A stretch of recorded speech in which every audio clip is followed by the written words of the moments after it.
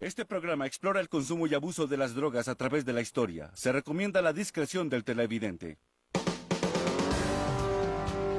¿Por qué consumimos drogas?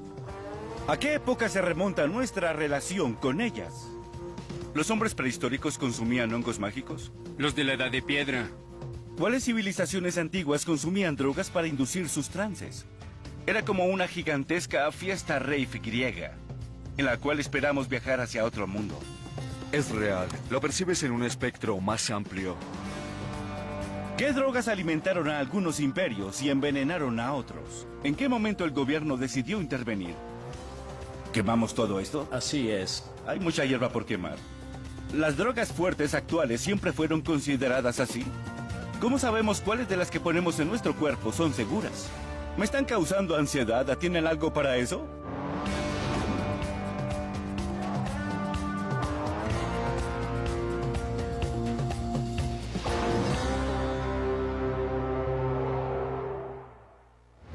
Hola, soy Dean Norris y consumo drogas. Igual que mi madre y mi doctor y hasta mi querido perro. Y apuesto a que si viven en el siglo XXI, ustedes las consumen. Créanme, hagamos un viaje para conocer más sobre las drogas. La época del hombre primitivo, los primeros consumidores. Hoy en día hay miles de drogas a nuestro alcance. Pero también hace 20.000 años, ¿los hombres primitivos sabían cuándo consumir drogas para alterar sus cuerpos y mentes? ¿Cómo conseguían las drogas y cuáles usaban? Como especie, los seres humanos hemos consumido drogas desde que aprendimos a caminar, ya que las drogas están a nuestro alrededor. Los papaverales, los árboles de cacao y las hojas de tabaco crecen cerca de donde vivimos.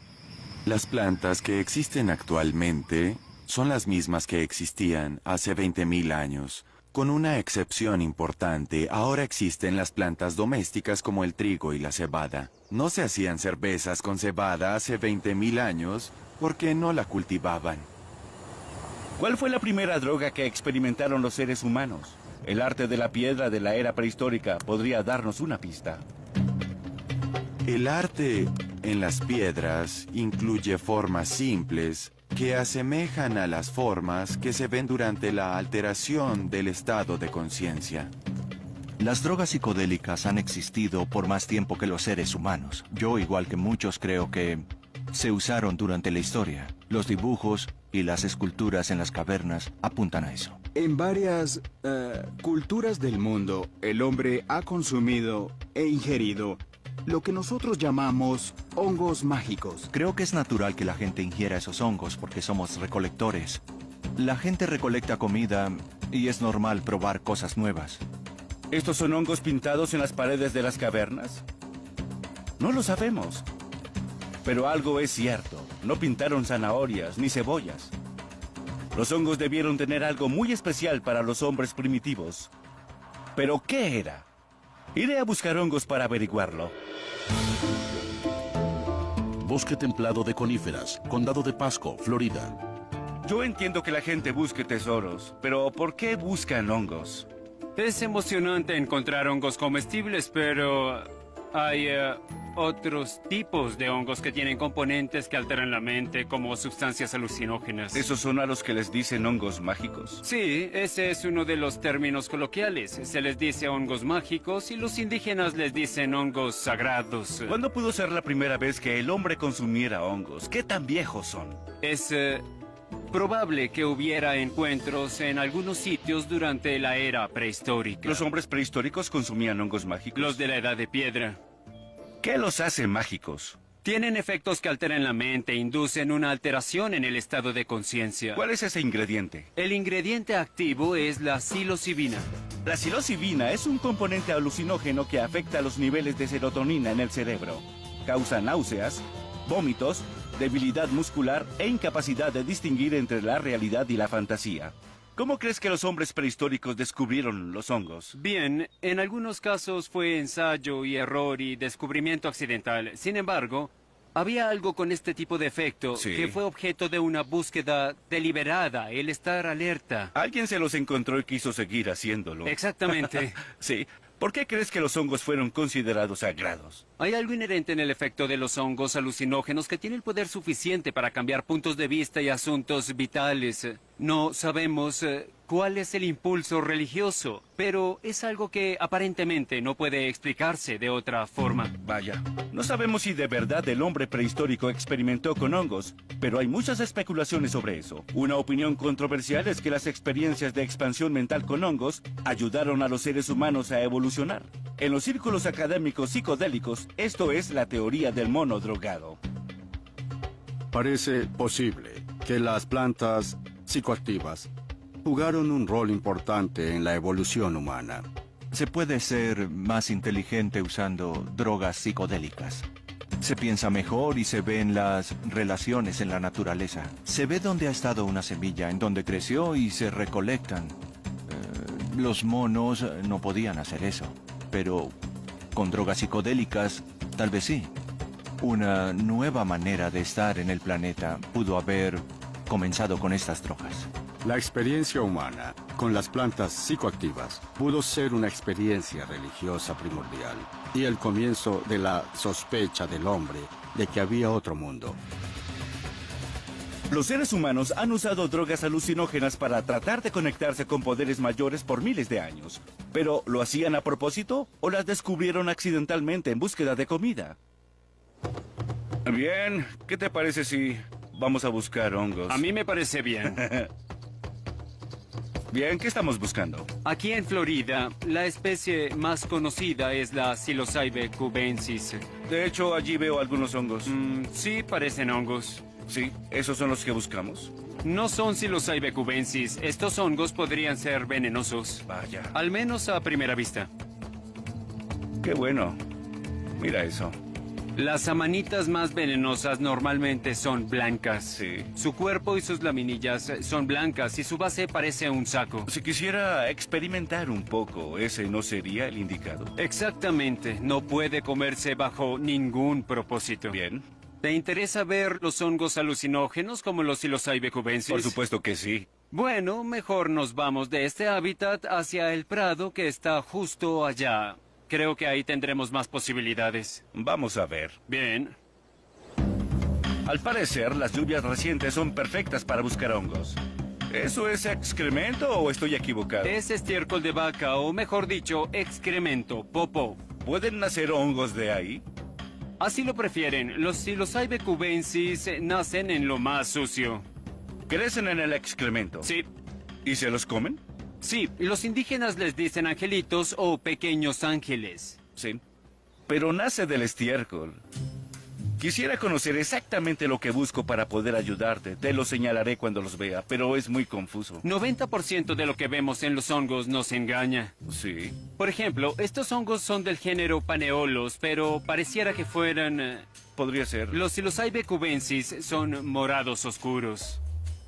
¿Qué pasa si me lo como? Podrías sentirte un poco confundido. ¿Pero no me drogaría? No, pero algunos que intentaron drogarse con ellos los comieron y empezaron a sentir temblores, como si dispararan un cohete y empezaron a decir: Houston, tenemos un problema, ¿sabes? Mejor nos aseguramos porque será un despegue rudo. Se prepararon y sonaron unos petardos, pero de repente se les acabó la experiencia. Llevamos horas buscando y hemos visto mucho estiércol y hongos, pero no de los mágicos. Ya me estaba preguntando si los conseguiríamos. Sí. Mira eso. Eureka. ¿Las drogas nos han ayudado o nos han dañado? ¿Qué papel han jugado para convertirnos en lo que hoy somos? ¿Y cómo las encontraron nuestros ancestros? Continuemos nuestro viaje para conocer más sobre las drogas. La época del hombre primitivo, los primeros consumidores. La humedad aumenta cada vez más en los prados de Florida. Y empiezo a dudar que nuestros ancestros comieran hongos mágicos siendo tan difíciles de encontrar. ¿Piensas que estos hongos son drogas o medicinas? Los conceptos de las drogas y medicina están definidos por un patrón cultural en nuestra sociedad. Se entiende que las medicinas son buenas, pero en la sociedad nativa se escucha el concepto de buena medicina y mala medicina, por lo que... Sí. ¿De qué tipo es eso? Ahí está. ¿Lo ves azul? Sí. Yo también. No es de los Psilocybe cubensis, pero podría ser Copelandia, en mi opinión. Oh, mira eso. Esta forma particular, si tiene un color azul en el sombrero tal como esta, contiene psilocibina y es tan alucinógeno como los Psilocybe cubensis, aunque este podría ser un Copelandia. ¡Eureka! Tú prefieres tenerlos en las manos. En mi opinión, sí es preferible. Entonces tengo que arrestarte por posesión. Es una broma. Con respecto a las drogas, nos preguntamos si nuestros ancestros las usaban para inducir alteraciones en el estado de conciencia. ¿Puede eso probarse o refutarse? Lamentablemente, no, ya que no tenemos los restos de las plantas. Me quedan pruebas orgánicas de que las culturas de caza-recolección hayan consumido drogas. El arte en las piedras es psicodélico, pero no prueba mucho. Espero que las civilizaciones posteriores hayan dejado más pistas. La época de la medicina mágica, Antiguo Egipto. En la antigüedad, Egipto era considerado el gabinete medicinal del mundo. Ellos conocían las complicaciones de un gran número de toxinas y de sustancias psicoactivas. Los textos más antiguos que tenemos son de hace 3.500 años. Uno de ellos se llama el papiro Ebers y tiene información que los doctores han recolectado por 1000 años. Este documento médico, escrito alrededor de 1550 a.C., es uno de los más viejos del mundo. Menciona varias sustancias familiares usadas como curas provisionales. Ajo para las hemorroides, eneldo para la flatulencia y miel para los problemas respiratorios. También había un sorprendente remedio para calmar a los bebés. El opio. Bien, mientras funcione. El opio es maravilloso para calmar el dolor y ha sido de gran ayuda para la humanidad. Este recipiente se llama Bil y es fácil de conseguir en Egipto. Si lo volteamos parece una semilla de adormidera. Estas líneas rectas asemejan a las que habría que hacer para sacarle el opio a la semilla de adormidera. Además de descubrir medicinas mágicas, los egipcios usaban otras sustancias, como el incienso y la mirra en ceremonias mágicas. Muchos reconocen el incienso y la mirra porque fueron regalos en el nacimiento de Jesús. Si se inhalan en un espacio cerrado, son muy poderosos. Los egipcios estaban conscientes del uso del incienso para motivar a sus estatuas. Permitían que Dios hablara a través de sus estatuas y aparentemente tanto los egipcios como los griegos inundaban a sus grupos con grandes cantidades de humo del incienso.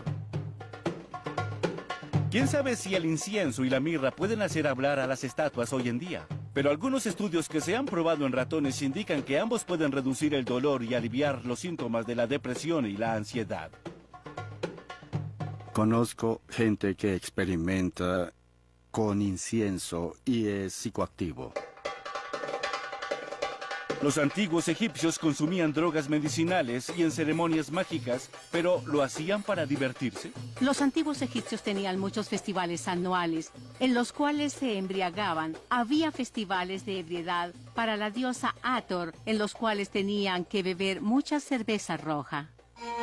Los egipcios se tomaban en serio sus cervezas y se aseguraban de tener sus reservas completas. Esta es una taza de cerveza egipcia de hace 6000 años. Alguien la fabricó para ponerla en la tumba de un amigo, para que éste tuviese cerveza por toda la eternidad. Nuestras lápidas dicen, descanse en paz, las de los antiguos egipcios, que se te provea pan y cerveza. Los antiguos egipcios construyeron las pirámides, diseñaron ciudades y gobernaron por miles de años y claramente las drogas tuvieron importancia en sus vidas. Pero hubo otra civilización en el mundo que también construyó pirámides, cuyo consumo de drogas les dejaba efectos más duraderos. La época de los indígenas psicodélicos, la América antigua. Oí que los antiguos mayas consumían todo tipo de drogas. Averigüemos si es cierto. Vaya, así que esto es Copán. Esto es Copán, una de las grandes ciudades de los antiguos mayas. Construyeron templos monumentales en lo que hoy es Guatemala, Belice, el oeste de El Salvador y de Honduras y el sur de México. Es una sociedad avanzada. Extremadamente avanzada. Vegetación exuberante. Estatuas con rostros feroces. Este lugar promete.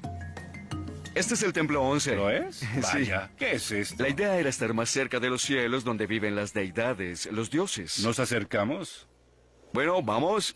Son una sociedad avanzada. ¿Tienen ascensores o...? No, no hay ascensores, pero tal vez los cargaban. Perfecto. Creo. Los mayas construyeron sus pirámides para estar más cerca de los dioses. ¿Consumían drogas con el mismo propósito? Ya casi llegamos. Para averiguarlo, tenemos que experimentar. Me refiero a llegar hasta arriba. Las culturas precolombinas del hemisferio occidental consumían una abundante variedad de sustancias psicotrópicas naturales que usaban para adoraciones en sus rituales a través de Sudamérica y Centroamérica. Si esas culturas indígenas sabían que estaban rodeadas de plantas psicoactivas, supongo que Copán no era la excepción. Es la gran ciudad maya que está en las montañas, es un reino montañés. Algunos lo consideran el Shangri-La de los mayas. Sí, debe ser difícil imaginar cómo sería vivir aquí. ¿Qué sabemos de su relación con las drogas? Ellos eran agricultores y entendían muy bien el mundo de las plantas. Sí. Eso prueba totalmente que ingerían plantas psicoactivas. ¿Plantas psicoactivas? Sí. Debían saber que tenían efectos narcóticos. Por medio de la experimentación y el ensayo y error durante siglos, la gente entendió que podía ser una planta o un hongo. Sí. Los mayas dejaron pruebas de haber consumido hongos. Pero si usaban drogas psicodélicas, ¿qué experiencias buscaban? ¿Y por qué? Bueno, la idea era estar en comunión con los dioses. Si lo lograban, podían obtener sus consejos, lo cual era muy poderoso. Esto iba de la mano con varios tipos de sangrías, sacrificios y cosas similares. ¿Sangrías? Explícame ¿Sangrías? eso. Sí, digamos que tú eres un rey. Bien, es Rey bueno de los ser mayas rey. en Copán. Exacto, entonces, Sí, es bueno ser ¿qué rey. haría? ¿Eso crees? ¿Qué harías? Pues sacarías tus genitales y con un objeto prestigioso como la espina de una mantarraya traída Sí. desde el océano, te perforarías los genitales. sí, Ya, bien. calma. Dejarías que la sangre fluyera a una corteza de papel. Bien. Dentro de un tazón de cerámica, el cual encenderías y te lo fumarías con tu sangre. Y eso sería una ofrenda. Vaya, quizá no es tan bueno sí. ser rey. Entiendo por qué era una alteración de su estado. ¿No era más fácil comer hongos? Bueno, sí, es probable que las plantas psicotrópicas y los hongos también se usaran en estos rituales. Sí. Los reyes seguramente eran chamanes. Sí. Alcanzaban estados visionarios y viajaban a otros terrenos y cosas así. Por lo que las alteraciones de estado inducidas por hongos eran una buena manera para ser chamanes. Sí, seguro. Los hongos mágicos les permitían hablar con los muertos. Rápida y fácilmente. Ya que los mayas eran tan avanzados, me pregunto si descubrieron nuevas formas de ingerir drogas. Al parecer hay pruebas de que usaban tabaco para hacerse enemas. Oh, ¿qué? ¿Por qué pensamos que las drogas psicoactivas son tan peligrosas? Los mayas las usaban para estar en comunión con los dioses. La época de los indígenas psicodélicos, la América antigua. Al parecer, los mayas enterraban a sus muertos con plantas narcóticas. Alan me estaba llevando a las tumbas subterráneas de Copán para que lo vea por mí mismo. En la arqueología usamos muchas ciencias duras y una de las técnicas más importantes es buscar pruebas de especímenes botánicos. Sí. Eso es para saber qué tipo de plantas usaban en los rituales, en los entierros, por ejemplo. Bien. Algunos arqueólogos han estado buscando pruebas de este tipo de plantas Bien. psicoactivas. Esto es bueno porque muestra los nichos donde hacían ofrendas, incluyendo las de las plantas. Entiendo, estas plantas son importantes porque los enterraban con ellas. Sí, exactamente. Ajá. Cuéntame de otras plantas narcóticas que hayan podido usar los mayas. El tabaco era una de las más importantes. ¿Fumaban y, tabaco? Claro que lo fumaban, pero al parecer también hay muchas pruebas de que usaban el tabaco para hacerse enemas. Oh, sí. ¿Qué? Era algo exacto si se toma en cuenta que los intestinos tienen Sí. mucha sangre y podían obtener componentes químicos rápida y efectivamente. Sí. Los enemas eran rituales Estoy bastante de acuerdo. serios. Un enema de tabaco hubiera sido el equivalente a fumar entre 20 y 40 cigarrillos normales y les hubiera inducido un estado visionario, una alteración de la conciencia. Creo que tener hojas de tabaco en la retaguardia para un enema induciría a un estado visionario. Oh, sí. Los mayas tenían formas creativas de inducir alteraciones de sus estados, pero ninguna parecía placentera. Obviamente, el hacerse enemas con tabaco y perforarse los genitales no era algo recreacional. No, para nada. Se trataba de rituales y también de prácticas muy estructuradas y ordenadas. Estas plantas les servían para estar en comunión con Dios. Bueno, de hecho, ellos eran dioses. Alojaban a los dioses divinos en sus cuerpos para convivir con ellos. Los mayas pensaban que alojaban dioses en sus cuerpos al ingerir drogas, pero otras culturas indígenas pensaban igual. Toma en cuenta que estas culturas se desarrollaron en la jungla, en las Américas. Hay tal vez 10 veces más plantas psicoactivas que en otras partes del mundo. Vaya, así parece. Si tomamos en cuenta la increíble biodiversidad del Amazonas, podemos entender por qué hay tantas plantas psicoactivas en las Américas. Un ejemplo es la ayahuasca. La ayahuasca es un brebaje alucinógeno que se ha desarrollado a través de miles de años de experimentación de tribus sudamericanas que buscan la iluminación espiritual. Es ilegal en Estados Unidos, excepto para los miembros de una iglesia a la cual el gobierno le entregó un permiso especial. La ayahuasca tomó miles de años en ser desarrollada por su complejidad. De cierta forma sería de las primeras drogas farmacéuticas, porque había que prepararla. Sí, había que prepararla. No la podían recoger. Había que recolectar las parras. Bien. Y también las plantas con cuidado. Se hacía té y se hervía hasta que fuera un brebaje líquido y espeso que pudieran tomar. Sí. ¿Qué me pasaría si la tomara?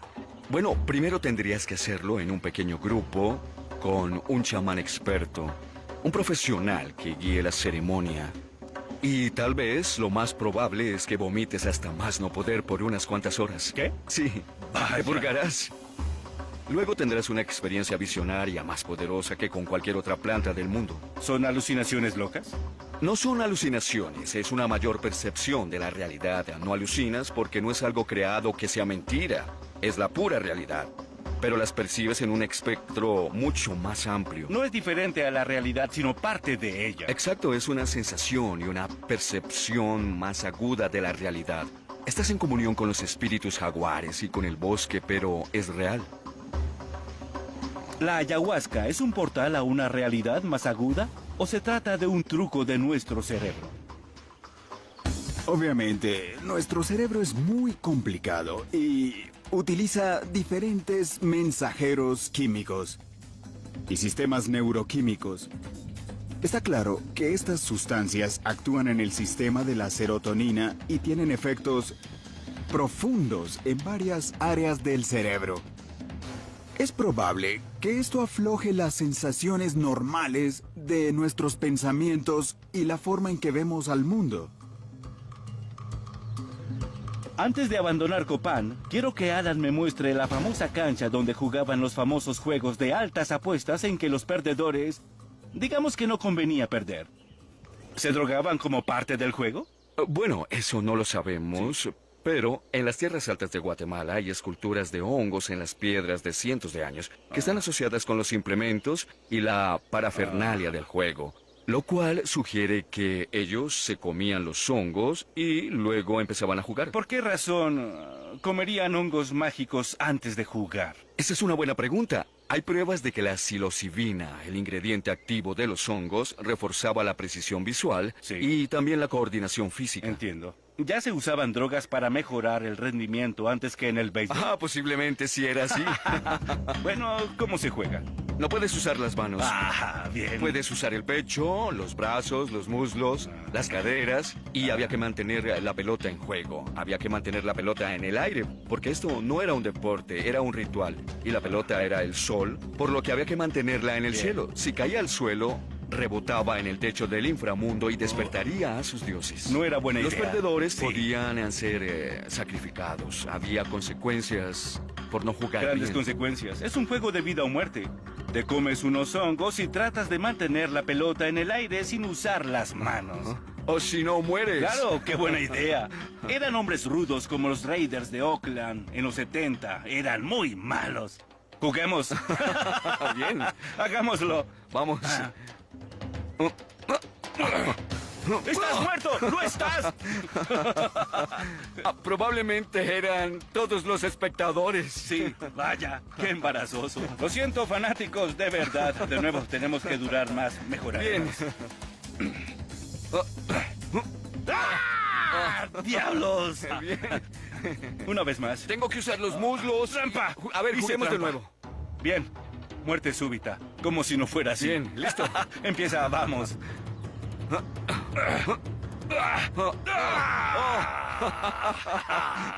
Es tiempo de sacrificarte. Vamos ya. Para los mayas y otras culturas indígenas, las drogas eran un portal al reino espiritual. Actualmente, las drogas psicodélicas son las más restringidas de todas. Pero para las culturas indígenas en las Américas, las drogas alucinógenas como los hongos y la ayahuasca siempre han sido herramientas sagradas para ayudarlos a conectarse. ¿Qué hay de la sociedad antigua que nos dio la democracia? ¿Opinaban lo mismo? La época de los cultos misteriosos, Antigua Grecia. Para los antiguos griegos, las drogas eran venenos mortales o preciadas medicinas. Después de todo, muchas de nuestras creencias vienen del mundo clásico.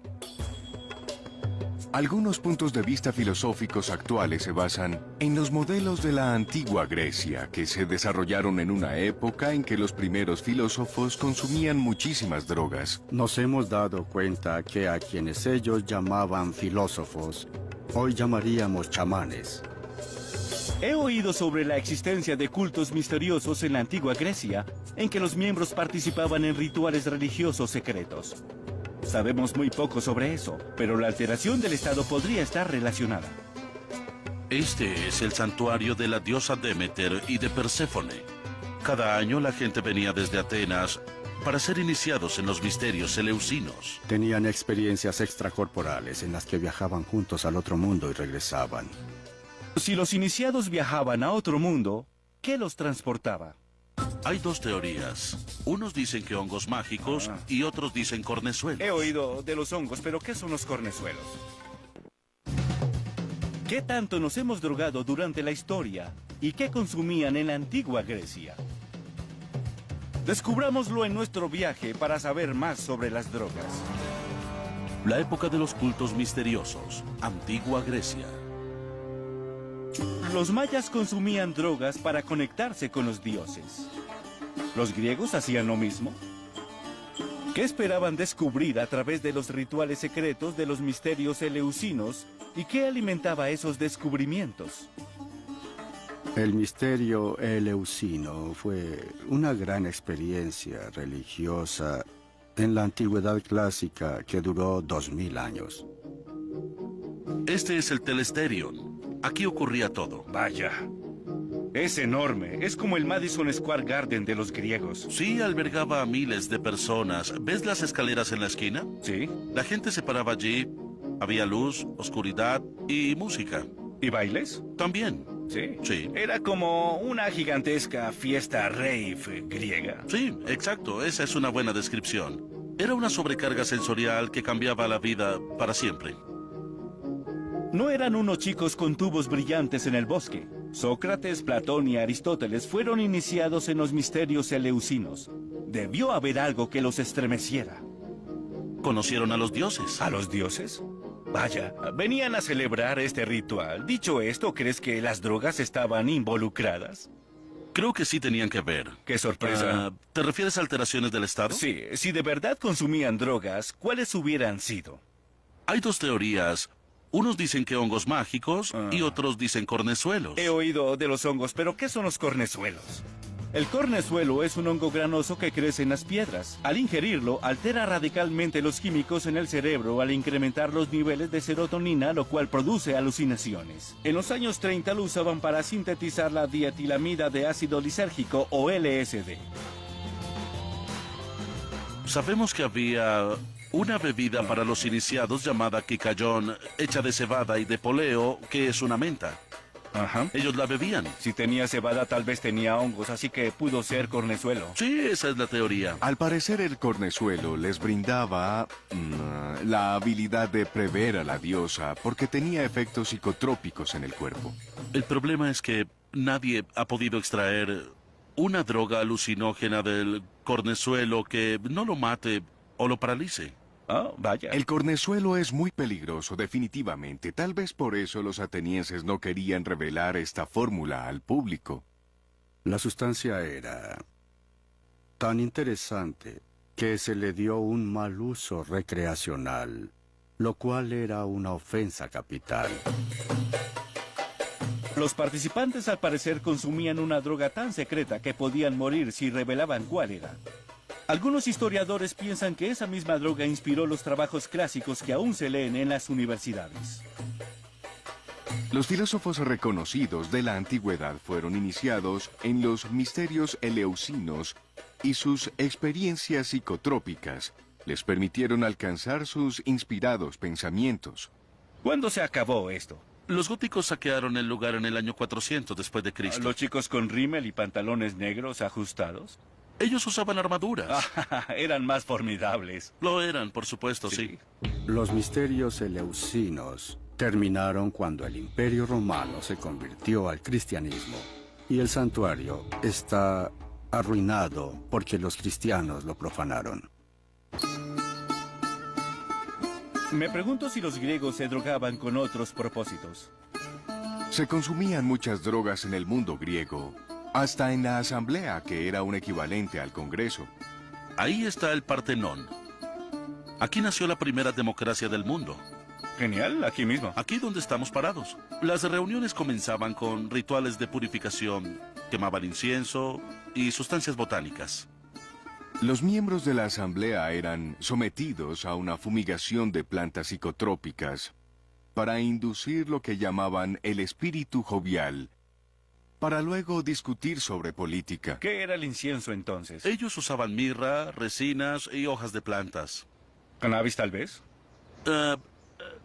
Sí, es posible. Sí. Los griegos conocían el cannabis. Bien, te diré una cosa. Donde hay incienso hay cannabis. Sí. La fumigación era encerrada, como si fumáramos marihuana en un auto con nuestros amigos e inhaláramos sus efectos del humo continuamente. Imaginen llenar un auto con tanto humo que se aspirara. Era el equivalente de forzar a los congresistas a consumir drogas psicotrópicas antes de discutir la legislación.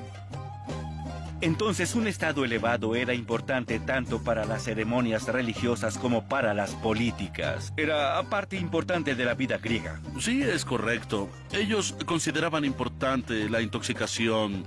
La palabra griega fármacon se refería a la medicina o al veneno. De allí nace la palabra farmacología. El físico griego Hipócrates, considerado el padre de la medicina moderna, entendió que había una razón científica por la cual las drogas afectaban nuestros cuerpos. Los griegos decían que cualquier sustancia que poníamos en nuestro cuerpo que produjera un cambio podía ser tanto buena como mala. El veneno de serpiente fue una de las drogas más usadas en la antigüedad. El símbolo médico moderno, que heredamos de los griegos, tiene dos serpientes enredadas en un bastón. Esto podría indicar que ellos sabían que el veneno de serpiente y otras drogas podían curar y hacer daño. En la sociedad griega no había un estigma social en contra del consumo de drogas. No, en absoluto. No era una cuestión moral y nunca lo pensaron de esa forma. Solo apreciaban el placer y eso era lo más importante para entender cómo vivir una buena vida. ¿Las drogas eran placeres para los griegos? Así es, eran placeres en las ocasiones y contextos adecuados. Como el sistema universitario griego actual. Exacto. Desde rituales religiosos y ofrendas políticas hasta estudios médicos, los griegos han tenido una relación sofisticada con las drogas. Entendían que consumirlas podía ser peligroso. Pero nunca se pensó si estaba bien o mal. La época del juicio moral. La religión antigua. ¿Es posible que Jesús y las drogas hayan estado batallando por la fe y la devoción de la gente durante más de 2000 años? Para los antiguos griegos y para otras religiones paganas, las drogas eran parte fundamental del proceso de conexión con los dioses. ¿Por qué los cristianos no estaban de acuerdo? Los primeros cristianos expresaron mucha ansiedad y hasta sospecha en relación a los placeres del cuerpo. En ese entonces, la gente sabía que las drogas podían inducir a placeres del cuerpo, y eso no estaba a tono con el mensaje cristiano. La fe en Cristo era el camino a la salvación, por lo que la fe en las drogas se volvió un problema.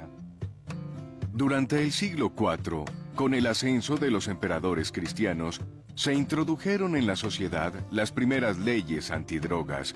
Estas leyes se enfocaban en el consumo de drogas de estas misteriosas religiones. Si la gente consumía drogas psicodélicas y tenía experiencias de unión con Dios, ¿para qué necesitaban a la iglesia? Los primeros cristianos querían que la gente viera que solo la fe en Cristo podía inducir una auténtica experiencia religiosa, y algunos historiadores creen que llevaron a cabo una guerra contra las drogas. Los cristianos se convirtieron en grupos de errantes agentes de la ley. Estos monjes destruyeron templos y asesinaron a mucha gente. ¿Los cristianos se sentían amenazados por las drogas? ¿La fe es una sustancia que discrepaba con la fe en Jesús? La época del juicio moral, la religión antigua. Las religiones precristianas usaban drogas para sentir a Dios, pero el cristianismo pensaba que era todo lo contrario. ¿Por qué esta división? Espero que el Centro de Rehabilitación El Calvario en Phoenix tenga respuestas. Hay un lugar al que pueden acudir quienes quieren tener un elemento cristiano en su tratamiento sin necesidad de obviar detalles. Pueden hacer que su fe en Dios sea parte de él. ¿Se puede superar la drogadicción si se cree en un poder superior? Un reciente estudio probó que los programas de rehabilitación de alcohólicos basados en la fe son 30% más efectivos que los de rehabilitación secular. Los creyentes normalmente viven más, tienen más dinero y más probabilidades de recuperarse de operaciones peligrosas. Un poco de fe hace milagros y la rehabilitación no es una excepción. ¿Qué hizo que los cristianos se opusieran a las drogas? ¿Las veían como un competidor desde el principio? Historiadores creen que llevaron a cabo una guerra contra las drogas. Los cristianos antagonizaban con cualquier competidor de su creciente religión, por lo que los perseguían. Destruían santuarios y profanaban esculturas. Durante el siglo IV, había grupos de monjes irrumpiendo en propiedades en las que sabían que había habitantes que consumían drogas en ceremonias religiosas y terminaron derrumbando templos y asesinando gente.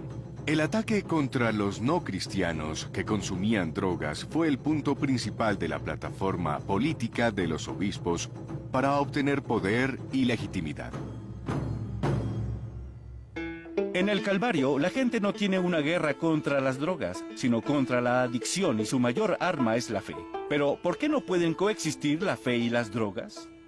No puede haber comunicación con Dios por medio de una sustancia. La Biblia dice que la única manera de coincidir con Dios y comunicarse con Él es cuando Jesús dice: yo soy el camino, la verdad y la luz. Solo pueden acercarse a mi Padre a través de mí. ¿Qué me dices, por ejemplo, acerca de las tribus nativas de América que consumían drogas, al menos en su época, para encontrar a Dios? Muchas personas durante la historia han estado usando sustancias que alteran la mente. La Biblia se refiere en algunas traducciones como brujería o como hechicería. Te explico la perspectiva cristiana. Sí. En resumen, no es que tenga problemas con las drogas y el alcohol, sino un problema de adoración.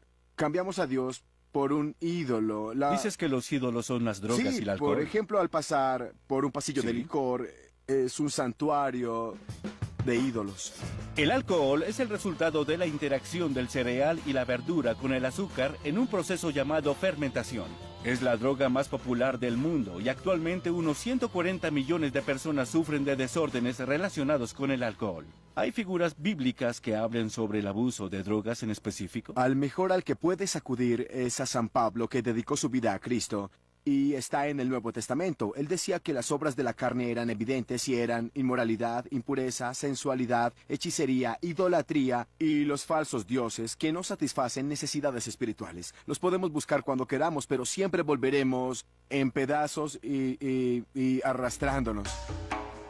Desde la perspectiva cristiana, las drogas siempre fueron falsos dioses que nos distraían del verdadero Dios al que debíamos adorar. Pero, ¿qué impulsó a los primeros cristianos a decidir que usar drogas era anticristiano? ¿Qué tiene de malo darle placer al cuerpo de vez en cuando? Después de todo, Jesús tomaba vino.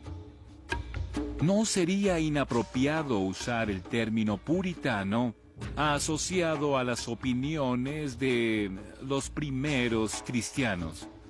Su sentido de negación era parte importante de lo que era su idealizada espiritualidad.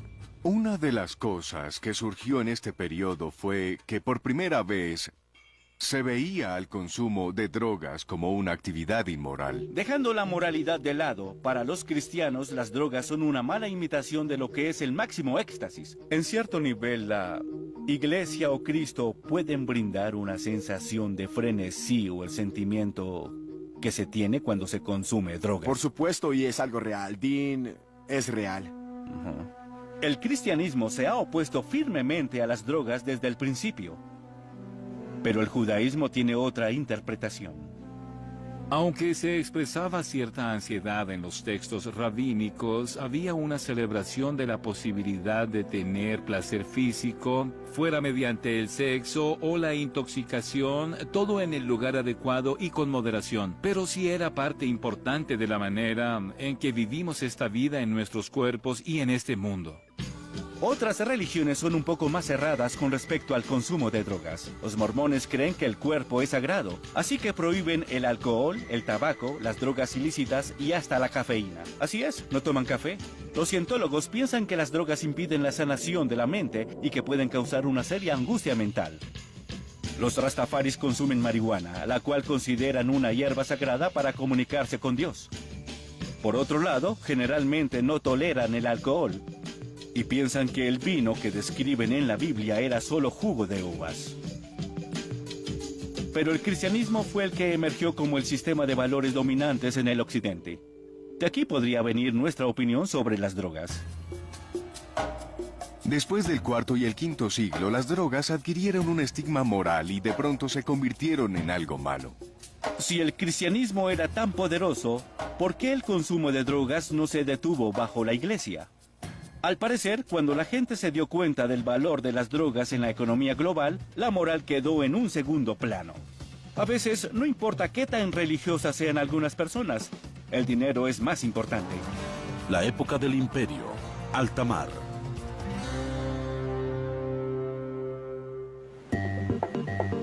Cuando las potencias europeas comenzaron a explorar en alta mar a principios del siglo XV, el descubrimiento de nuevos mundos significó el descubrimiento de un mundo de drogas.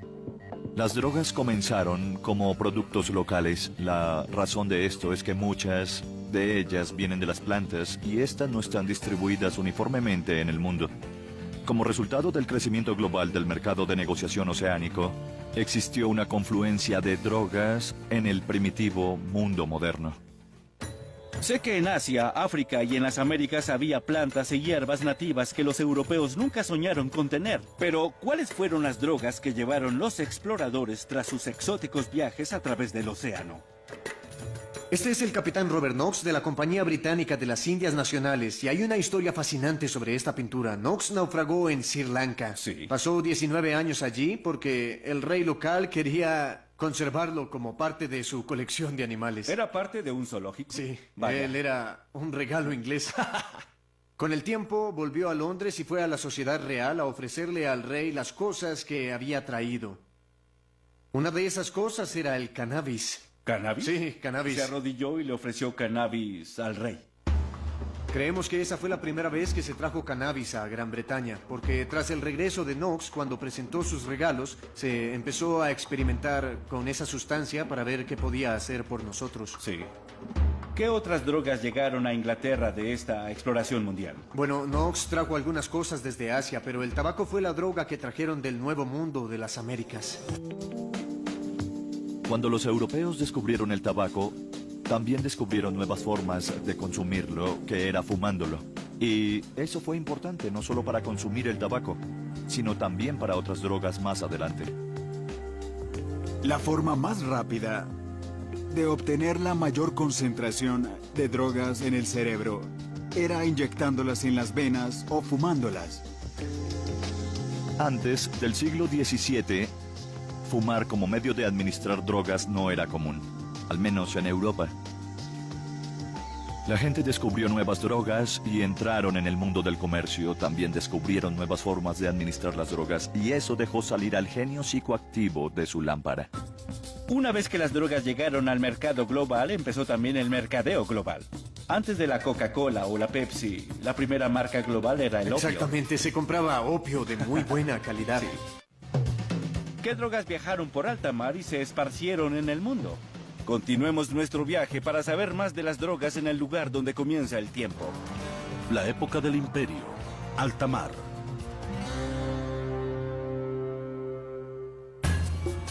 Estás parado en el meridiano de Greenwich. Todo hacia el oeste es un hemisferio y hacia el este es el otro. Y Londres está en el centro del mundo. ¿Los británicos decidieron que el centro del mundo fuera en medio de Londres? No fue arbitrario, lo hicieron porque podían. Una de las razones para que estuviera aquí es por el negocio comercial de la Compañía Británica de las Indias Nacionales. El té, las especias y el opio. Esa es gran parte de la historia del imperio y de la Compañía Británica. El opio funciona inundando el cerebro con alcaloides narcóticos que crean placer intenso y disminuyen el dolor. Se ha usado por miles de años y es probablemente la medicina más vieja para la diarrea.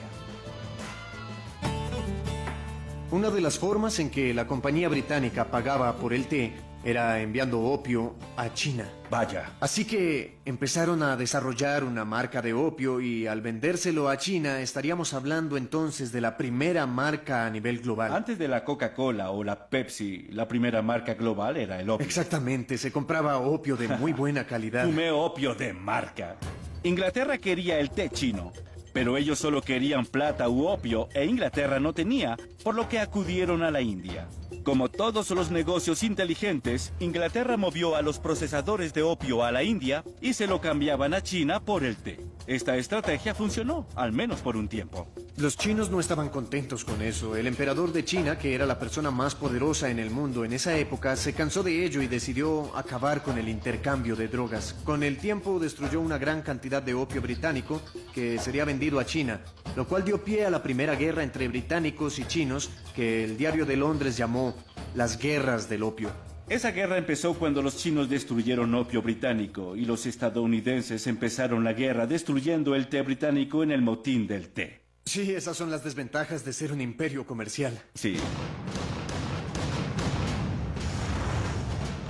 Al comienzo de la primera guerra del opio en 1839, los británicos importaban aproximadamente 2.800.000 kilos anuales. Y eso llevó a que los chinos legalizaran el comercio parcialmente. Y como resultado del segundo conflicto tuvieron que legalizarlo por completo. Para 1879, los británicos importaban poco más de 6.800.000 kilos anuales. ¿El opio llegó a afectar a Inglaterra? A finales del siglo XIX y principios del XX se convirtió en un problema. Durante la última mitad del siglo XIX, la gente, especialmente los reformistas, empezaron a darse cuenta de que había un problema de drogas en el mundo, aunque seguía dando mucho dinero, ya que eran empresas muy lucrativas.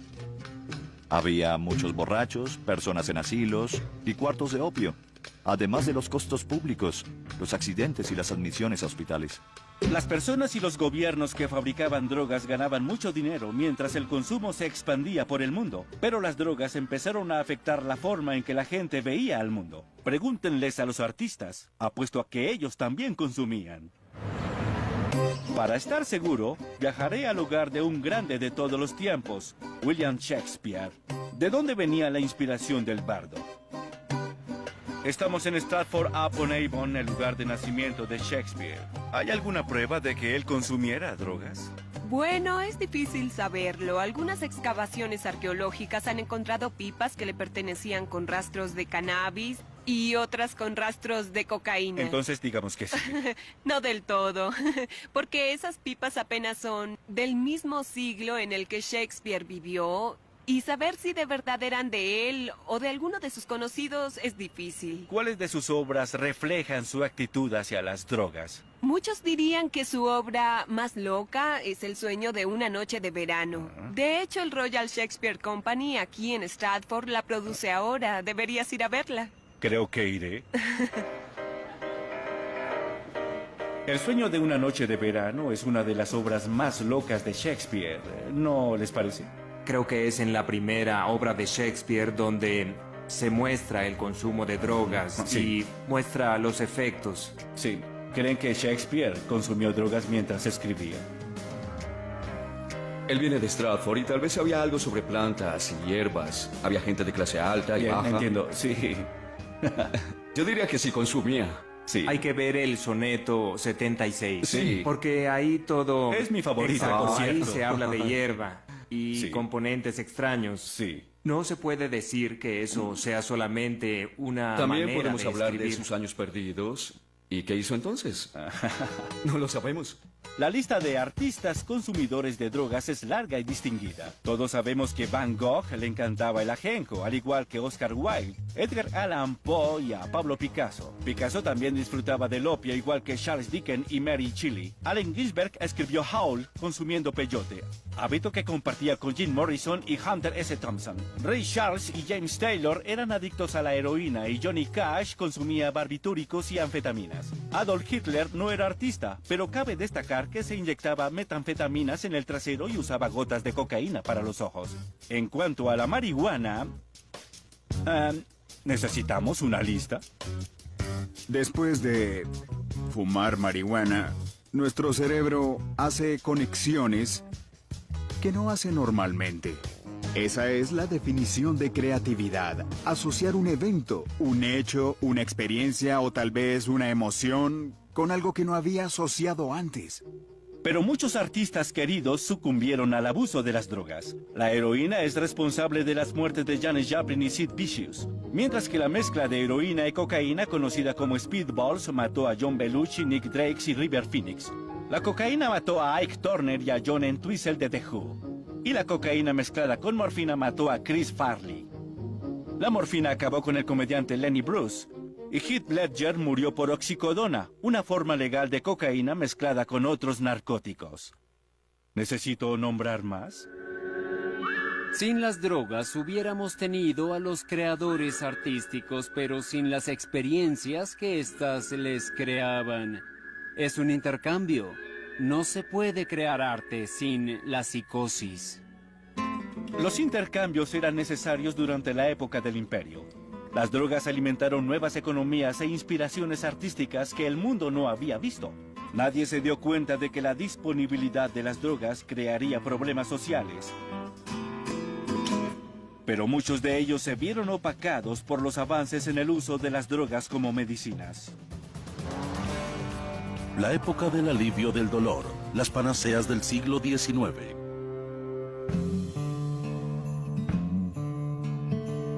En 1803, el científico alemán Friedrich Saturna hizo un gran descubrimiento en el mundo de las drogas. Por primera vez, pudo aislar el ingrediente activo en una planta narcótica. Era la planta del opio, y el ingrediente activo era la morfina. Esto lo cambió todo.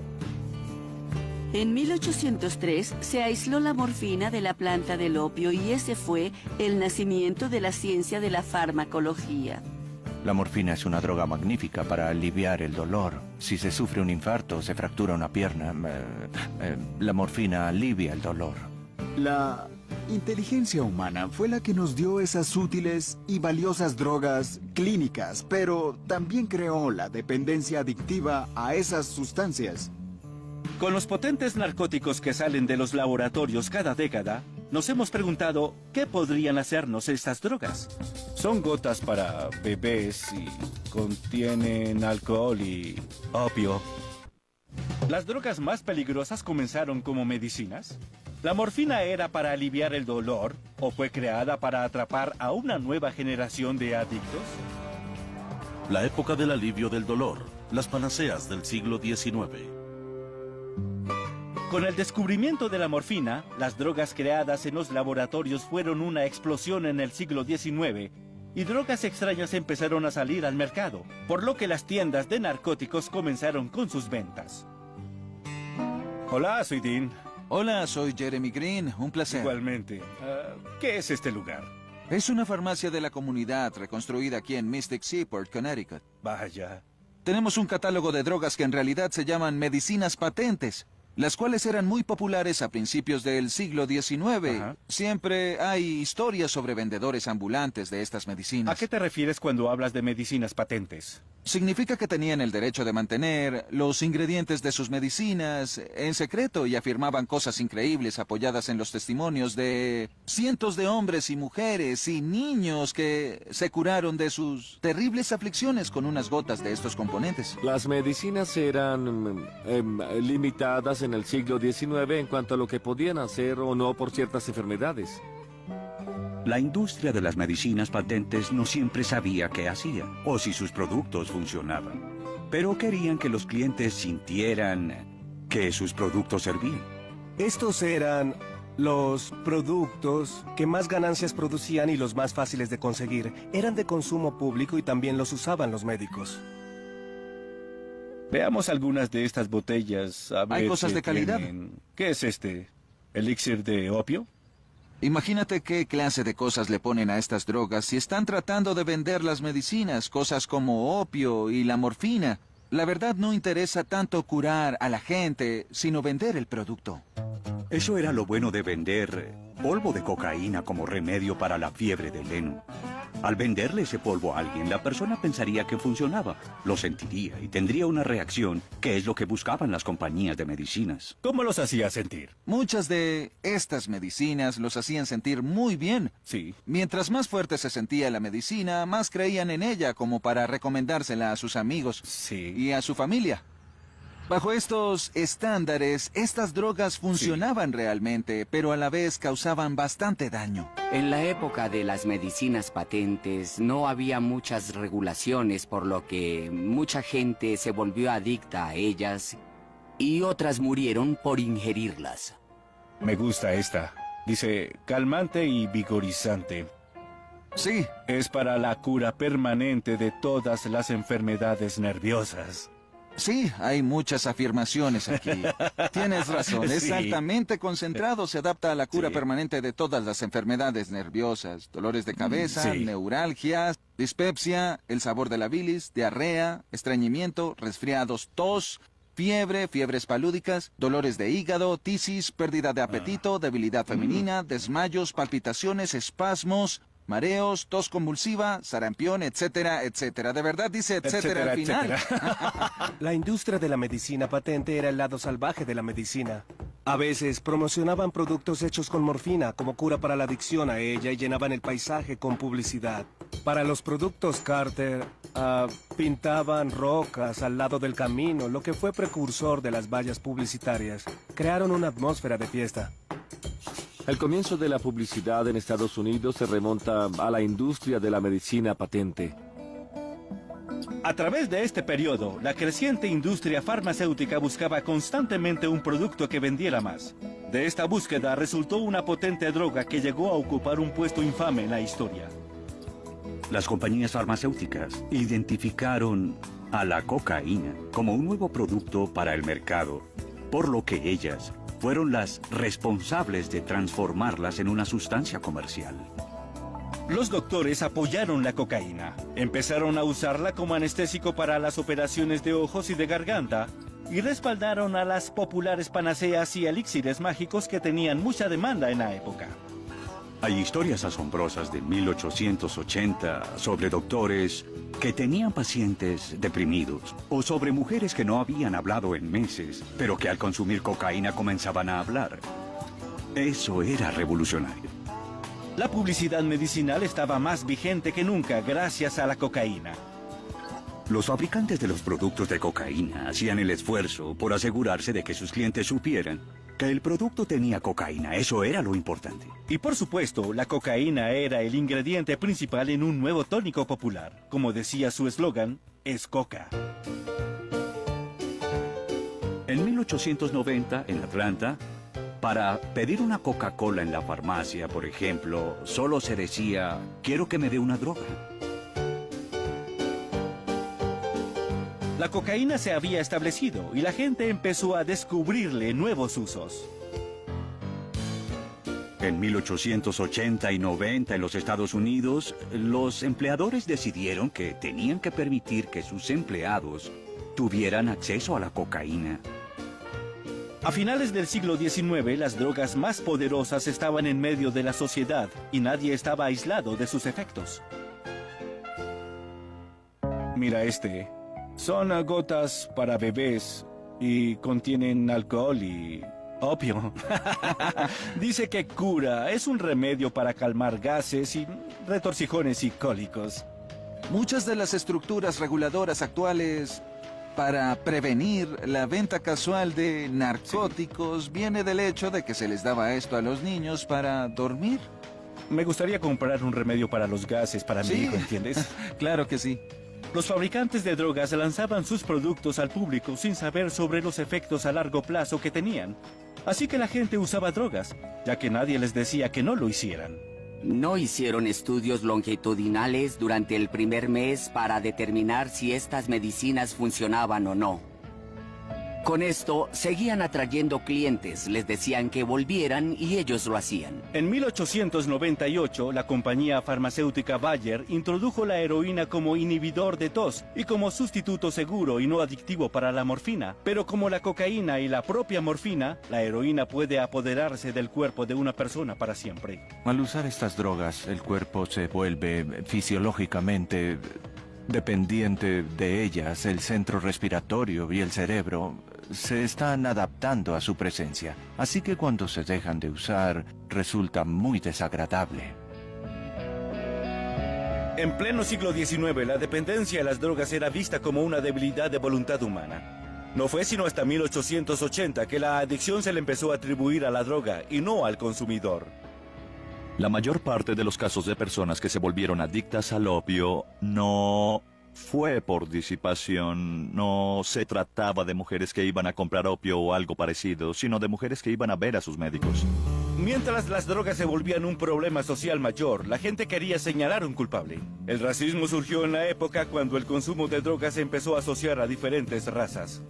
Los observadores externos vieron a la gente negra consumiendo cocaína, y lo que hacía que la droga fuera atractiva para la gente era que los podía hacer más fuertes y poderosos e incrementar la duración de sus capacidades, pero hacía que la gente se asustara. Lo mismo pasaba con el alcohol en esa época. Se formaban uniones de abstinencia, preocupadas por una cosa, una sustancia, como el caso de la morfina o el opio, que eran tóxicos en la sociedad y tenían que ser restringidos por el bien de la misma. Al acercarnos al siglo XX, nuestra actitud hacia las drogas comenzó a cambiar. Comenzamos a ver a las drogas como un problema con el que se tenía que lidiar. La pregunta era, ¿qué hacer con ella? La época de la regulación, las medidas del siglo XX. En 1900, empezamos a usar una nueva forma de responder ante el uso de drogas, haciendo uso de la ley.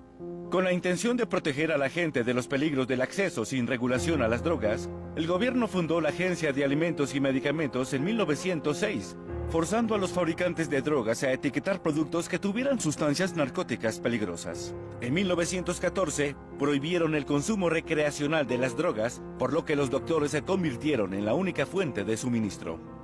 Cuando el gobierno federal decide tomar estas medidas, se necesitaba una nueva forma de suministro, así que allí comenzaron las redes de contrabando.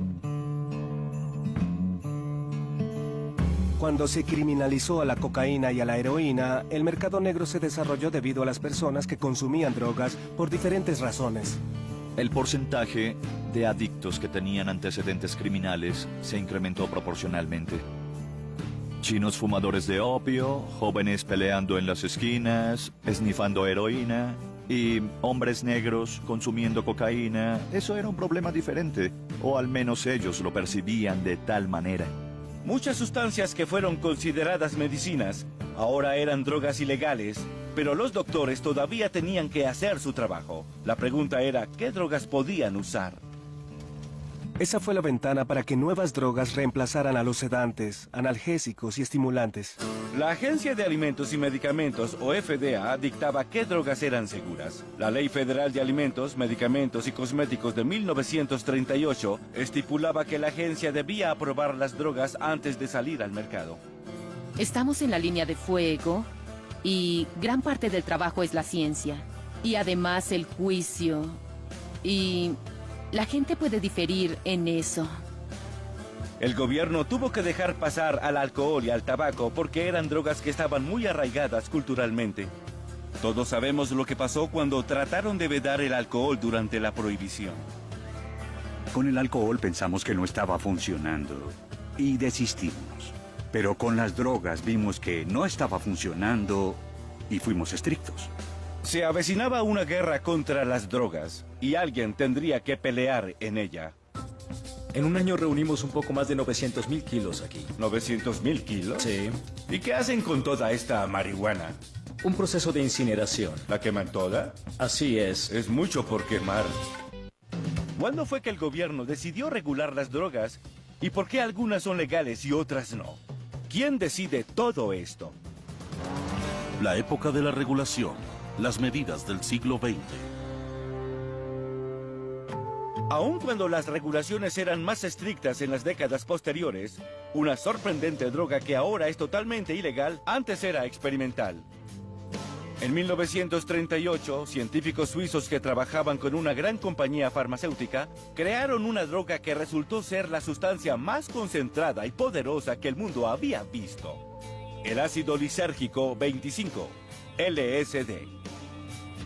Yo diría que el LSD es la experiencia más transformadora y más grande, o la pesadilla más catastrófica que puede hacer que la vida sea intolerable y que el suicidio sea la única salida. El LSD inunda el cerebro con un potente componente que causa cambios en la conciencia, y apenas 2 galones serían suficientes para hacer sentir una experiencia psicodélica a toda la población estadounidense.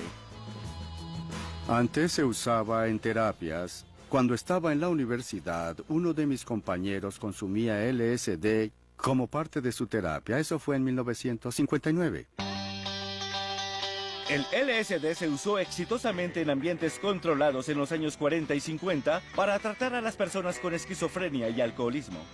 Las drogas normalmente comienzan como medicinas y no se vuelven controversiales en la sociedad hasta que escapan del campo de la medicina y entran al mundo de las calles, en el que la gente empieza a usarlas con motivos recreacionales.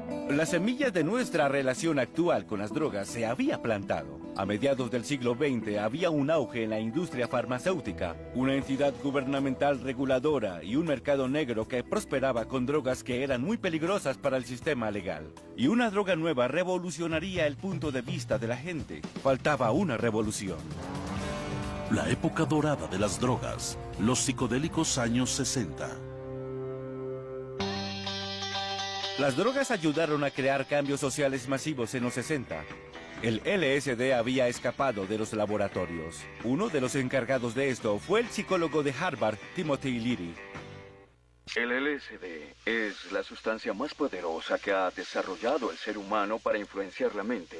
Usé la comparación entre energía nuclear y materiales ficticios. Creo que en las manos adecuadas puede traer cambios. Tim decía que la gente debía fumar marihuana todos los días y usar LSD una vez a la semana. Conéctense, sintonícense y váyanse. Y hubo gente que abandonó la universidad por lo que él dijo. Yo tenía 19 años cuando decidí tomar lo que tal vez es la mayor dosis de LSD que se ha ingerido hasta hoy, que eran 100.000 microgramos. Tuve un día de éxtasis y embelezamiento y otros 7 días de agonía espiritual catastrófica. Las drogas psicodélicas pueden ponernos en nuestro centro, al punto de que nos reprogramamos nosotros mismos. El LSD fue tan controvertido como la década que lo hizo infame. A finales de los 60, Estados Unidos se enfrentaba a una guerra perdida en Vietnam y a una generación joven que no entendía. Los jóvenes preferían el sexo, las drogas y el rock and roll en vez de un gobierno en el que no confiaban. Richard Nixon llamó a Tim Leary el hombre más peligroso del país. Para Nixon, el consumo de drogas era símbolo del pudrimiento social y estaba muy alarmado por su incremento. Le preocupaba la contracultura de la droga y el consumo de heroína de los hombres en servicio en Vietnam. Los jóvenes de clase media consumían drogas como nunca antes. Parecía que todos los problemas de drogas convergían en él y en su gobierno. Debemos declararle la guerra al que considero el enemigo público número 1 de los Estados Unidos, el problema de las drogas. Nixon toma la decisión de incrementar y crear nuevos marcos legales que restrinjan aún más el acceso a las drogas. En 1970 se aprobaron nuevas leyes contra las drogas bajo la dirección de Nixon y se formó la DEA, que se encargaría de sacar las drogas de las calles. Pero si salían de las calles, ¿a dónde iban exactamente? Este lugar es asombroso. ¿Qué es esto? Es un complejo seguro en el sureste de Estados Unidos que la DEA usa para almacenar grandes cantidades de drogas ilícitas antes de destruirlas. En este caso, marihuana. ¿Cuántos kilos tienen almacenados ahora? Más de 45,000 kilos. ¿45,000 kilos? Exactamente, y en un año reunimos un poco más de 900,000 kilos aquí. ¿900,000 kilos? Sí. No soy matemático, pero ¿cuánto dinero sería eso? Es mucho dinero. Sí. ¿Y qué hacen con toda esta marihuana? Primero tomamos una muestra y luego la documentamos y esa información se usa en la corte. Luego tenemos una operación muy consistente en la cual la incineramos. ¿La queman toda? Así es, señor. Es mucha hierba por quemar. Las drogas fueron parte de los 70. ¿Crees que la DEA fue creada en respuesta a eso? Ciertamente, debido a la situación en ese momento, es decir, a la cultura de drogas, fue por eso que el gobierno quiso consolidar sus recursos para tratar de hacer algo en contra de esto. ¿Cuál es la declaración de la misión de la DEA? Su misión es hacer cumplir la ley de sustancias controladas, que es la ley federal del gobierno en contra de las drogas. En la ley de sustancias controladas de 1970 hay una serie de clasificaciones del 1 al 5 y las drogas de clasificación 1 son las que están terminantemente prohibidas. Cuando creemos que una droga tiene un alto potencial de ser abusada, notificamos a los agentes de la DEA y ellos le asignan su clasificación. La FDA organiza las drogas en 5 categorías. Las de clasificación 1 son las más adictivas y con menos valor medicinal. Las de clasificación 2 son un poco menos adictivas y con mayor valor medicinal. Así va hasta la clasificación 5. Tiene sentido. Pero la marihuana, incluyendo la medicinal, es de clasificación 1, mientras que la cocaína, el PCP, la oxicodona y la morfina son de clasificación 2. El alcohol y el tabaco no están en la lista. La marihuana ahora es de clasificación 1. Pero eso no tiene nada que ver con la ciencia, sino con la política y el presupuesto de la DEA. En los 70 hicimos mucho trabajo dentro de la ciudad a nivel de las calles. ¿Qué drogas usaban? Usaban LSD, heroína y mucha marihuana. En los años 80 nos enfocamos en la epidemia de cocaína de finales de década, en la que hubo mucha violencia y tuvimos que crear fuerzas de trabajo para combatirla. En 1980, las leyes contra las drogas se hicieron más estrictas y las sentencias en prisión por cargos de drogas eran más largas. Bajo el mando de Reagan, el control de drogas tomó auge. Díganle sí a la vida. Y en cuanto a las drogas y al alcohol, digan no. En los años 80, yo era el abogado principal de los miembros de la Cámara de Representantes que aprobaron la ley de sustancias controladas. Me sentí muy perturbado por lo que pasó. Era consciente de que las leyes que estaban aprobando eran completamente inefectivas y que en vez de combatir a los carteles, los estábamos enriqueciendo. Las sobredosis incrementaron y las cárceles se llenaron. Yo viví eso. Al llegar a los 90, vimos el incremento de las metanfetaminas, las cuales se volvieron drogas populares, así que aumentamos nuestros esfuerzos entrenando arduamente oficiales locales para combatir los laboratorios de metanfetaminas. En la última década vimos el resurgimiento o el incremento en el abuso de drogas por prescripción con bases de opio, como calmantes, entre otras. Con eso también llegó un incremento en la heroína, ya que ambas están conectadas. Y Obviamente, la marihuana siempre ha sido una fuerza constante, como puedes ver. Sí, puedo verlo. Esta es una batalla constante. Y también puedo olerlo. Al caminar por el complejo de drogas de la DEA nos preguntamos por qué eso es tan valioso. ¿Es porque es ilegal? La ley de hierro de la economía es que cuando una actividad es más valiosa, más gente la practica. Se usa como un bolso. Vaya, bien. Imagina que estás caminando muchos kilómetros a través del terreno. Sí. El borde es una línea mágica. De un lado vale $1,000 y de otro lado vale $10,000. Es magia. Es alquimia. ¿Y cuál es el dinero total de todas las drogas que la DEA decomisa en un año? Decomisamos mucho dinero y pertenencias de los distribuidores. Sí. Es casi $1 billón al año. Vaya. Si nos ponemos a sumar el costo total, sería aproximadamente unas decenas de billones de dólares. ¿Y a dónde va ese dinero? Al fondo del tesoro. Bien. Lo recuperamos y la totalidad va al fondo del gobierno y se usa para diferentes cosas. Tal vez parques y cosas así. Para educación y prevención. Sí, exacto. También hay muchos costos secundarios para combatir las drogas. Mantener a los que violan las leyes es uno de ellos. La guerra contra las drogas incrementa más que otra cosa la encarcelación masiva de personas en Estados Unidos. Y no hay precedente para eso. Muchos estados han visto cómo los costos de las prisiones han aumentado más rápido que otras categorías de gastos estatales, como la educación, como los medicamentos y como la salud. Es una transformación increíble la capacidad del Estado para hacerles la guerra a los ciudadanos con el afán de controlar las drogas.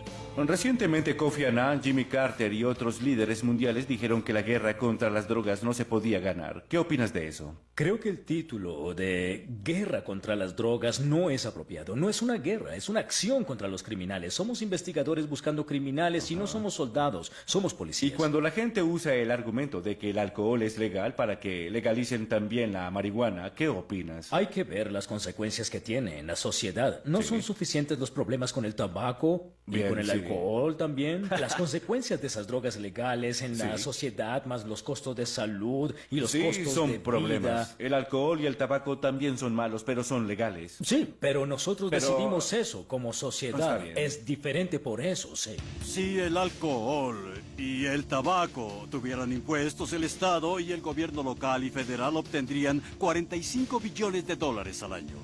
¿Vale la pena el precio? Sí, lo pagamos, pero no tenemos problemas de drogas.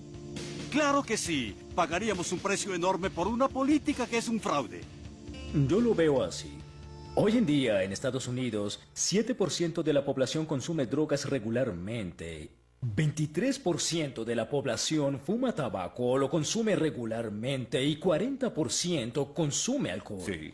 ¿Podemos como estadounidenses tener un 40% de población que abusa de las drogas? A pesar de los esfuerzos del gobierno, realmente no hemos resuelto nada. Hoy la gente consume cada vez más drogas, por buenas y por malas razones. ¿Qué hacemos entonces? La época de la elección personal, hoy y mañana. Ahora existen todo tipo de drogas. ¿Cómo decidimos qué drogas poner en nuestro cuerpo? No sabemos todo sobre las drogas cuando se estrenan en el mercado. ¿No saben todo acerca de las drogas? Vaya. Aprendemos. Siento mucha ansiedad. ¿Tienen algo para eso? Los seres humanos tenemos una larga historia de consumo de drogas por varias razones, y existieron muchísimas sustancias que se han consumido, pero la situación nunca ha sido tan complicada como ahora. Actualmente la gente consume más drogas, sea como medicinas para curar enfermedades o como hábitos peligrosos que no solo perjudican a los consumidores, sino también a la comunidad que los rodea. Me reuniré con un veterano de 30 años en narcóticos de la policía de Chicago para ver cómo las drogas afectan las calles. Primero nos dirigiremos al sur, en donde siempre hay ventas de drogas y narcóticos en las calles. ¿Qué es lo que más se vende en las calles de Chicago? Heroína y también crack. Crack. El crack es el derivado barato del polvo de cocaína. Su nombre viene del sonido que hace cuando se fuma. Tras consumir altas dosis se pueden experimentar delirios de parasitosis, la sensación de que los parásitos se arrastran por debajo de la piel. Yo diría que ellos venden drogas. Cada cuadra está controlada por diferentes pandillas y grupos. Creo que esos que estamos viendo...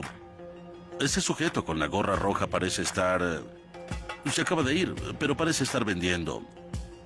Si observas bien a esos sujetos, verás que se hacen señas entre ellos. En algún momento verán nuestro auto. Para ellos no es un juego. El hecho de que estemos aquí entorpece su negocio. Bien. Hay policías encubiertos que salen golpeados. Solo por ser policía... No están exentos. No significa que te respeten.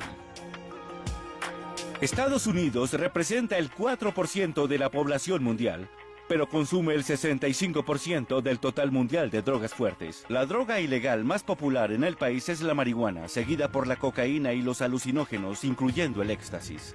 Se estima que casi la mitad de los crímenes del país están relacionados con las drogas. El costo de las drogas ilícitas en nuestra sociedad es asombroso. El paradigma del abuso de drogas supera los 200 billones de dólares si se quiere cuantificar. El abuso de drogas ilícitas cuesta más de 200 billones de dólares anuales, mientras que la industria farmacéutica gasta 70 para crear nuevas drogas. En Chicago, no muy lejos de la venta de drogas en la ciudad, la industria farmacéutica se reúne en el encuentro anual de la Asociación de Información de Drogas, o DIA. La DIA existe para dar información neutral acerca de las drogas. Yo solo quería saber cómo fue que se complicó tanto nuestra relación con ellas. Es impresionante pensar que una droga común se crea en 10 años. 10 años. Cuesta $1 billón. Espera un momento. 10 años y $1 billón para una sola Para desarrollarla, toma como ejemplo el Lipitor. Sí. El proceso de desarrollo que tiene para usarlo por primera vez en humanos hasta que lo aprueba la FDA. Toma 10 años y cuesta $1 billón. Tengo una idea para una droga. ¿Sí? Sí, la tomas, vas al gimnasio y corres 8 kilómetros por ti. Y se llama Trotatón. Pero ¿todas las drogas del mercado son seguras? Las compañías deberían saber bien qué hace una droga antes de venderla, ¿cierto? Somos una firma consultora de seguridad de drogas de la industria farmacéutica y ayudamos a las compañías a evaluar los efectos secundarios de las drogas. No sabemos todo acerca de ellas antes de estrenarlas. No saben todo acerca de la... Vaya. Aprendemos. Siento mucha ansiedad. ¿Tienen algo para eso? Si lo tienen, lo compraré. Ya vienen. Mi cabeza lucirá así. Con tantos fármacos nuevos disponibles, los doctores siguen siendo los guardianes de estas drogas. Hola, soy Dean Norris. Tengo cita a las 5:15. Por favor, llene sus datos y el Dr. Isaacs lo atenderá pronto. Genial. Gracias. Este es mi chequeo anual y tengo más preguntas para el Dr. Isaacs. Hola. Sí, hola, doctor. ¿Cómo estás? Bien. Ven, entra. Como ya tengo 40, el doctor tendrá más dedos para mi examen anual de próstata. ¿Tienes buen apetito? Lamentablemente sí. ¿Duermes bien? Normalmente sí. Abre bien. Dios mío, me sorprende haber perdido tanto peso. Mira eso, 2 números menos, son como 22 kilos. Al terminar el chequeo, le pregunté su opinión sobre las drogas. Si te dijera que en este momento tengo mucho estrés, ¿qué tipo de drogas me prescribirías? Normalmente benzodiazepinas o medicinas de la familia del Valium. Bien, ¿y qué me dices para dormir? Ambien o alguna medicina parecida. ¿Y si te dijera que tengo mucha ansiedad? Si es una terapia a largo plazo, diría ISRS de la familia del Prozac. Los fármacos psicoactivos son prescritos por los doctores para crear un cambio en la concentración, conducta, estrés, humor y alivio del dolor. Más de 16 millones de estadounidenses abusan de ellas por las mismas razones. Los índices de prescripción y de drogas prescritas vendidas han aumentado mucho desde los 50. ¿Ahora estamos más medicados que nunca? Claro, porque hay más medicamentos y opciones de los que hubo antes. Una de las técnicas de las compañías farmacéuticas para atraer más clientes es vender una enfermedad. Educan al público para que perciban experiencias que tienen como enfermedades que se pueden tratar con sus productos. Por ejemplo, si pensabas que eras tímido, eso es una enfermedad patológica llamada timidez, que se da en grado mayor al normal y quieren ayudarte a curarla. Al final de todo, el gobierno nos dice qué podemos tomar y qué no. Nuestros amigos nos recomiendan cosas para probar y los comerciales nos mandan a comprar otros productos. ¿Cómo sabemos qué poner en nuestros cuerpos? Únicamente tú eres el responsable de lo que tomas. ¿Se hará más fácil decidir qué drogas usar? Pareciera que en el futuro tendremos más opciones. ¿Mejorarán las drogas? Estamos en camino a una era de drogas personalizadas. Por lo tanto, lo que se supone que hace una droga lo hará de una forma más efectiva, así lo queramos o no. Nuevas investigaciones también pueden encontrar nuevos usos para viejas drogas y en algunos casos pueden ser drogas ilegales. Actualmente se realiza un estudio de este tipo en la Universidad de Nueva York. Prueban una droga de clasificación 1 en pacientes con cáncer terminal para tratar de reducir la ansiedad de muerte. Usar esta droga requiere de un permiso especial de la DEA y algunas medidas de seguridad. Algo raro, ya que nuestros ancestros simplemente salían y la buscaban. ¿La psilocibina no es el ingrediente activo de los hongos mágicos? Correcto. La posible utilidad terapéutica de estas drogas es muy amplia en la psiquiatría y podrían representar un cambio de paradigmas en este campo. Entonces, ¿les dan drogas alucinógenas a pacientes que están lidiando con problemas muy serios? ¿No será eso peor? Hay que usarlas con cuidado, ya que pueden causar efectos psicológicos adversos. Las drogas psicodélicas afectan a la gente de distintas maneras y no siempre de forma predecible. Las drogas alucinógenas tienen una diversidad de efectos psicológicos profundos que afectan a los consumidores. Ya descubrí que las drogas como la psilocibina se usaron para crear experiencias espirituales por miles de años y ahora parece que los pacientes de este estudio están teniendo experiencias similares. Algunos pacientes han descrito una figura divina y benévola con la que han interactuado. Es curioso que experimenten con una droga que aumenta, en esencia, la espiritualidad, ¿cierto? Es verdad. Sí, qué interesante. Algún día quizás salga como la píldora divina. Estas son píldoras y experiencias divinas. Sí. Lo interesante es que la mayoría de los pacientes han descrito su experiencia con psilocibina como la más grata o una de las más importantes que han tenido junto con tener un hijo. De manera que es uno de los efectos más profundos que he observado.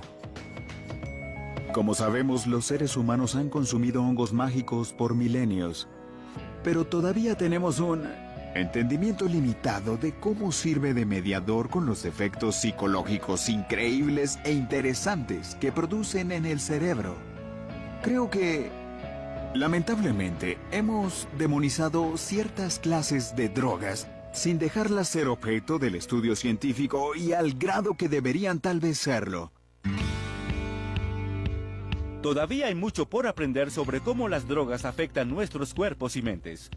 Hasta la droga más vieja que consumimos sigue siendo estudiada actualmente. Las drogas han sido parte de la experiencia humana de muchas formas a través de la historia. Desde nuestra búsqueda espiritual por un significado mayor, pasando por las prácticas médicas y las curas, la economía global que se creó a partir de las drogas, hasta las nuevas ideas que pudieron haber inspirado. Ahora tenemos más opciones que nunca, pero ¿estamos más sanos? Muchos creen que las drogas son una elección personal y otros que debemos seguir regulándolas para protegernos de sus peligros. Sin duda, con el tiempo seguiremos reexaminando nuestra relación con ellas, lo cual ha sido una constante desde la Edad de Piedra hasta hoy y que continuará en el mañana.